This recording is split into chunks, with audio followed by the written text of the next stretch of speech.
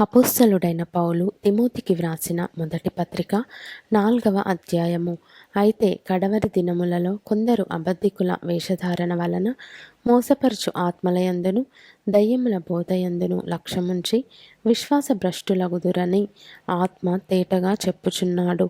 ఆ అబద్ధికులు వాతవేయబడిన మనస్సాక్షి గలవారై వివాహము నిషేధించుచు సత్య విషయమై అనుభవ జ్ఞానము గల విశ్వాసులు కృతజ్ఞతాస్థుతులు చెల్లించి పుచ్చుకొను నిమిత్తము దేవుడు సృజించిన ఆహార వస్తువులను కొన్నిటిని తినుట మానవలెనని చెప్పుచుందురు.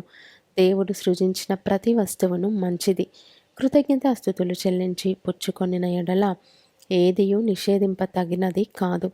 ఏలయనగా అది దేవుని వాక్యము వలనను ప్రార్థన వలనను పవిత్రపరచబడుచున్నది. ఈ సంగతులను సహోదరులకు వివరించిన ఎడల నీవు అనుసరించుచు వచ్చిన విశ్వాస సుబోధ సంబంధమైన వాక్యముల చేత పెంపారుచు క్రీస్తు యేసునకు మంచి పరిచారకుడవై ఉందువు.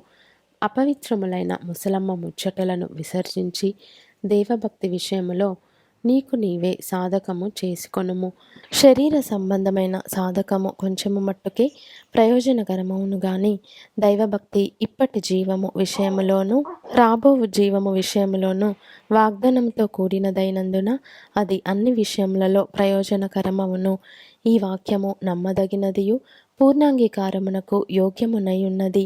మనుషులకందరికీ రక్షకుడును మరి విశేషముగా విశ్వాసులకు రక్షకుడునైన జీవము గల దేవుని యందు మనము నిరీక్షణ నుంచి ఉన్నాము గనుక ఇందు నిమిత్తము ప్రయాసముతో పాటుపడుచున్నాము.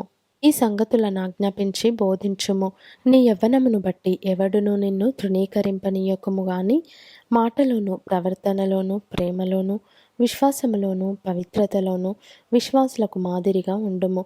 నేను వచ్చే వరకు చదువుటయందును హెచ్చరించుటయందును బోధించుటయందును జాగ్రత్తగా ఉండుము. పెద్దలు హస్తనిక్షేపణము చేయగా ప్రవచన మూలమున నీకు అనుగ్రహింపబడి నీలో ఉన్న వరమును అలక్ష్యము చేయకుము. నీ అభివృద్ధి అందరికీ తేటగా కనబడు నిమిత్తము వీటిని మనస్కరించుము. వీటి అందే సాధకము చేసుకొనుము. నిన్ను గూర్చియు నీ బోధను గూర్చియు జాగ్రత్త కలిగి ఉండుము. వీటిలో నిలుకడగా ఉండుము. నీవిలాగు చేసి నిన్నును నీ బోధ వినువారిని రక్షించుకొందువు.